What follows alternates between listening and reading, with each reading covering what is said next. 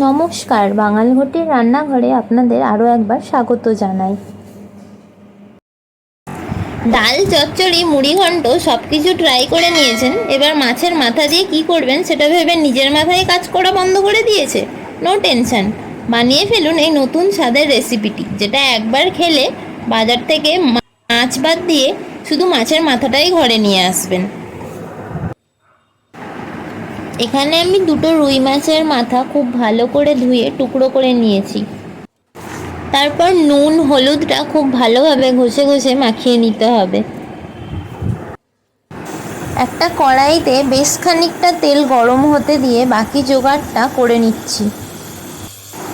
একটা টমেটো, 2-3টে পেঁয়াজ, যদি ছোট ছোট হয় তাহলে 4টে নেবেন, অল্প একটু আদা, 5-6টা রসুন কোয়া, আর বেশ কয়েকটা কাঁচা লঙ্কা। এটা যত ঝাল হবে তত খেতে টেস্টি লাগে। তেলটা গরম হয়ে ধোঁয়া বেরোতে শুরু হয়েছে।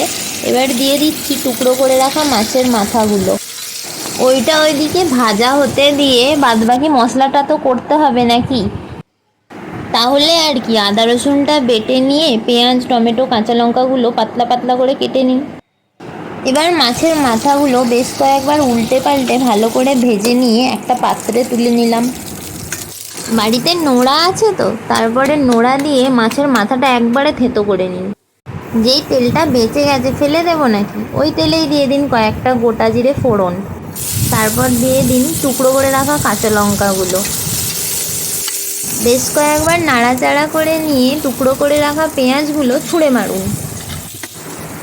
তারপর পেঁয়াজগুলো কিছুটা বাদামি হয়ে গেলেই দিয়ে দিন বেটে রাখা আদা রসুনটা। তারপর আর কি কয়েকবার নাড়াচাড়া করে অ্যাড করে দিন টুকরো করে রাখা টমেটোগুলো।